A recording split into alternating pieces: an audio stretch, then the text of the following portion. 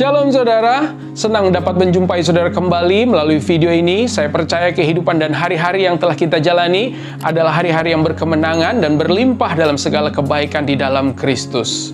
Mari kita memperhatikan kitab Amsal 28 ayat 14. Dikatakan, berbahagialah orang yang senantiasa takut akan Tuhan, tetapi orang yang mengeraskan hatinya akan jatuh ke dalam malapetaka. Saudara, mengeraskan hati adalah sebuah ungkapan yang sering kita dengar. Namun apakah kita sungguh memahami maknanya? Karena faktanya, mengeraskan hati merupakan keputusan yang sering diambil oleh setiap orang, baik dengan kesadaran atau tanpa disadari. Di dalam Alkitab, kita dapat mempelajari dan mendapatkan contoh tentang sikap mengeraskan hati ini, saudara. Secara tegas, firman Tuhan menjelaskan dampak atau akibat dari mengeraskan hati adalah jatuh ke dalam malapetaka yang dapat berujung pada kebinasaan. Namun ada pelajaran yang sulit untuk dipahami tentang mengeraskan hati ini, yaitu sebuah penjelasan dalam Alkitab yang menyatakan bahwa Tuhanlah yang menyebabkan manusia mengeraskan hati. Hal ini bisa kita lihat di dalam kitab Keluaran, pasalnya yang ke-7 ayat yang ke-3.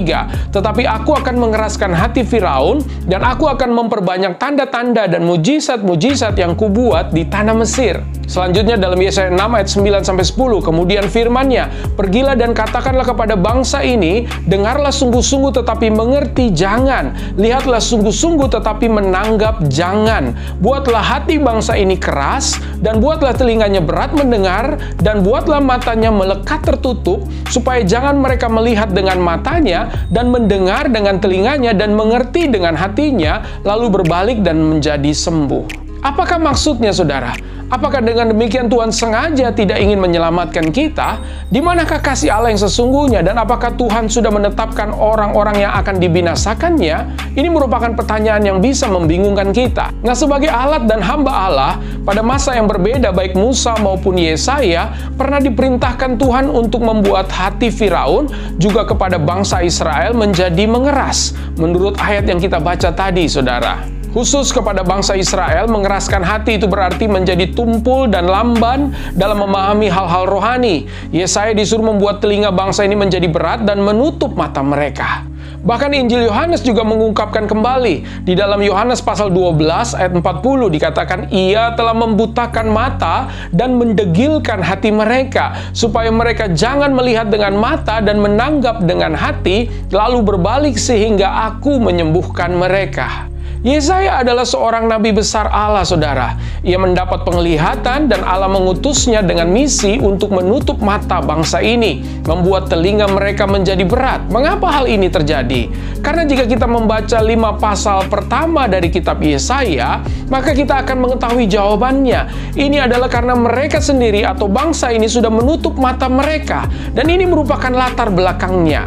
Ketika Tuhan menyuruh Yesaya untuk mengeraskan hati mereka, menutup mata mereka, pertanyaannya adalah apakah berarti Yesaya harus memukul dada mereka atau menutup mata mereka dengan tangannya? Maka kita mengerti tidaklah dengan cara demikian, saudara. Yang Tuhan perintahkan kepada Musa, yang Tuhan perintahkan kepada Yesaya atau nabi-nabi lainnya adalah hanya dengan mengabarkan kebenaran saja. Hanya itu, saudara. Adalah tidak tepat jika kita beranggapan bahwa Allah menghendaki agar orang-orang tersebut binasa, atau menghendaki bahwa sebagian besar orang binasa dan hanya sedikit yang terpilih untuk diselamatkan. Kita juga harus mengerti bahwa kebenaran Allah atau kebenaran yang sejati itu bisa menghasilkan 2 dampak, saudara, yaitu kebenaran itu akan melembutkan hati kita atau sebaliknya akan mengeraskan hati kita. Inilah pemahaman 2 sisi yang harus kita mengerti. Pada saat firman Tuhan disampaikan, maka firman itu dapat menghidupkan atau mematikan, saudara. Ketika seseorang menutup mata, hati, dan telinganya, pada saat firman Tuhan disampaikan kepadanya, maka secara otomatis ia telah mengeraskan hati, membutakan mata, dan menjadikan tuli secara rohani. Mari kita kembali kepada konteks Yesaya ketika ia diperintahkan untuk mengeraskan hati bangsa Israel. Mengapa hal ini terjadi? Karena Tuhan sudah mengetahui bahwa kaum ini telah mengeraskan hati mereka, saudara. Mari kita perhatikan apa yang firman Tuhan katakan juga kepada Yehezkiel dalam Yehezkiel 3 ayat 7-9. Akan tetapi kaum Israel tidak mau mendengarkan engkau, sebab mereka tidak mau mendengarkan aku, karena seluruh kaum Israel berkepala batu dan bertegar hati. Lihat, aku meneguhkan hatimu melawan mereka yang berkepala batu dan membajakan semangatmu melawan ketegaran hati mereka. Seperti batu intan yang lebih keras daripada batu, kuteguhkan hatimu. Janganlah takut kepada mereka dan janganlah gentar melihat mukanya, sebab mereka adalah kaum pemberontak. Saudara, kita bisa memahami bahwa melalui kebenaran firman Tuhan yang sama, ada yang semakin dikeraskan hatinya. Namun khusus kepada Yehezkiel justru ia makin diteguhkan. Berarti saudara, kebenaran dari Allah akan menimbulkan satu dari dua dampak ini dalam kehidupan seseorang. Kebenaran itu akan membuka mata atau justru menutup mata kita. Kebenaran akan membuka atau justru menutup telinga kita. Jadi kebenaran itu akan menghidupkan atau mematikan kita. Maka kesimpulannya kebenaran melakukan dua-duanya, saudara. Namun pertanyaan selanjutnya adalah, jika Tuhan sudah mengetahui bahwa kaum Israel atau siapa saja akan mengeraskan hati, menutup mata dan menutup telinga, mengapa Allah tetap mengabarkan kebenaran firman-Nya? Mengapa Allah tetap mengabarkan Injil-Nya melalui semua utusannya? Maka jawabannya adalah karena Allah menghendaki tidak ada satu orang pun yang binasa. Itulah maksud Allah yang sesungguhnya, saudara. Perhatikanlah ayat yang akan saya bacakan ini, saudara. Dalam Yesaya 65 ayat 1-3 dikatakan, aku telah berkenan memberi petunjuk kepada orang yang tidak menanyakan aku. Aku telah berkenan ditemukan oleh orang yang tidak mencari aku. Aku telah berkata, ini aku kepada bangsa yang tidak memanggil namaku. Sepanjang hari aku telah mengulurkan tanganku kepada suku bangsa yang memberontak, yang menempuh jalan yang tidak baik dan mengikuti rancangannya sendiri. Suku bangsa yang menyakitkan hatiku senantiasa di depan mataku. Mengapa Allah harus mengulurkan tangannya kepada bangsa yang tegar tengkuk, saudara? Jawabannya pun tetap sama, karena Ia tidak ingin mereka binasa. Demikian pula apa yang dilakukan oleh Kristus bagi seluruh umat manusia. Ia mengulurkan tangannya yang berlubang paku agar kita tidak binasa. Namun jika ada orang yang menampikkan tangan yang berlubang paku itu, maka malapetaka dan kebinasaanlah yang akan terjadi, saudara.